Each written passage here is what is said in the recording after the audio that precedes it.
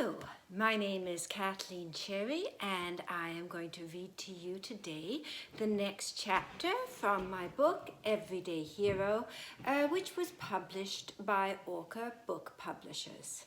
I'm so glad you've joined me again. So now, Chapter 8, Everyday Hero. 8. Is Mom coming back? I asked. What? Dad had come home from the gym and was standing at my bedroom door. Is Mom coming back? I repeated. Yes, of course. Grandma and Grandpa's house has sold. She just has to finish getting them packed up. When? What? When is she coming back? I asked. Soon. Do you know when the game starts? Dad loves the Canucks. I shrugged. Want dessert? I picked up ice cream on the way home, Dad said. I shook my head, even though I usually like ice cream. Dad left my room. I heard him switch on the television in the living room.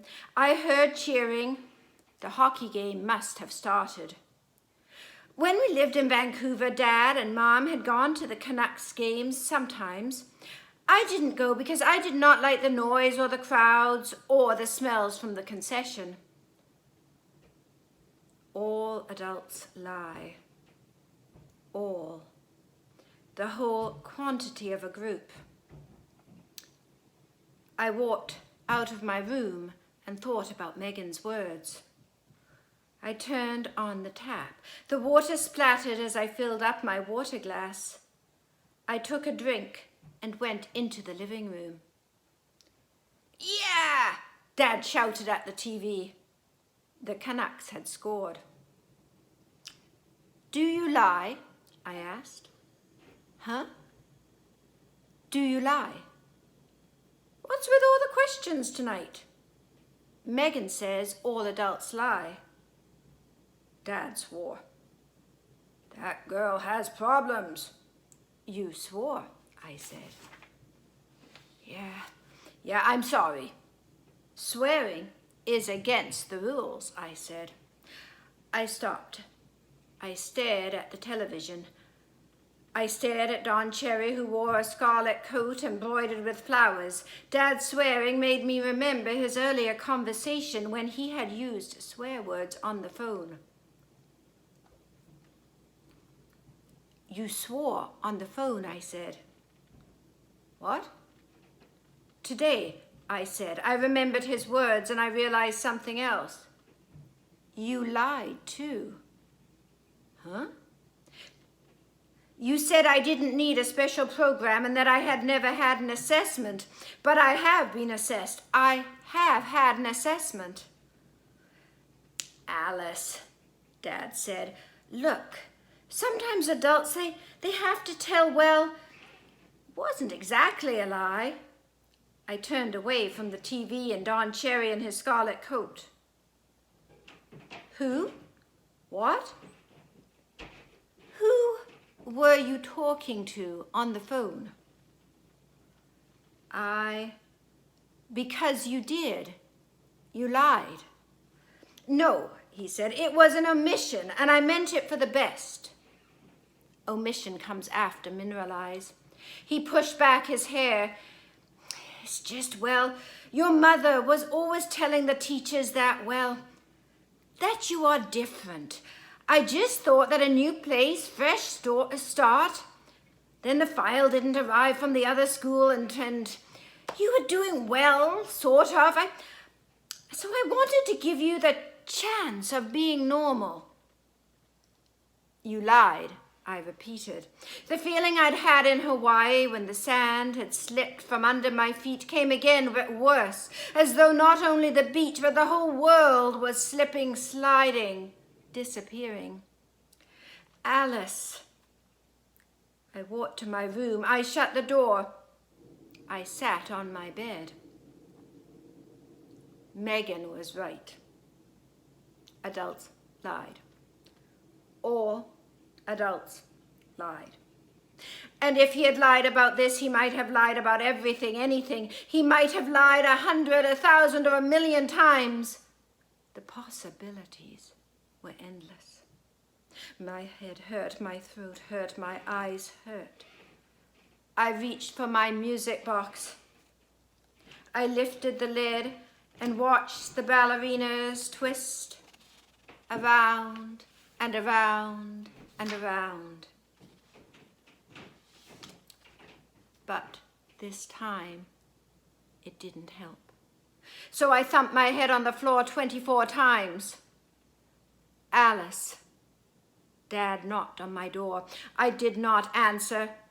I bent forward to pull out the shoebox I kept under my bed, which contained 93 polished rocks. The pamphlet Dad had given me at dinner fell onto the floor. I picked it up. I read the heading, "Keep your child safe online." Underneath, I read that it is dangerous to agree to meet someone you have only met on the computer. Another heading said, "Be a good friend. Keep your friends safe." At least Dad had not lied about this, I thought. I put the pamphlet away and pulled out my collection of polished rocks. I took out 3 and moved them between my fingers so that their polished side clicked and clacked and clunked. Alice. Adults lie, adults lie, adults lie. I heard the words with every click of the rocks. My breath came quickly like I'd been running in a gym class. Blood shushed against my eardrums. I shut my eyes. I counted the rocks, pushing them through my fingers. 1, 2, 3.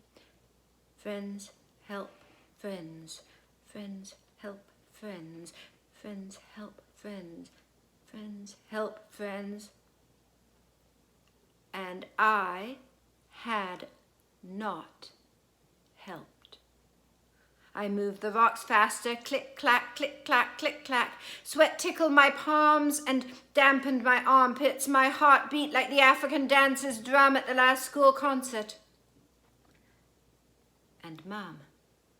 Dad was a liar. Dad lied. Which meant Dad might have lied about that too. The African drum got faster and faster. Wild, thundering with the words Mom, friends, and lie, crazily mixed up. I pressed my hands to my ears, stuffing my fingers in with painful force. Alice, Dad said. I squeezed my eyes tightly shut, still pressing my fingers into my ears, trying to blank out the drums. Dad, everything. Let me in. I threw the rocks, all 93, the whole box full, in a noisy, rattling blast against the door. They clattered to the floor. My dad walked away. I counted his footsteps. Then I knew what I had to do. Thank you so much for joining me today. I always enjoy sharing Everyday Hero with all of you, and I look forward to seeing you again when I read to you the next chapter, chapter 9. Thank you.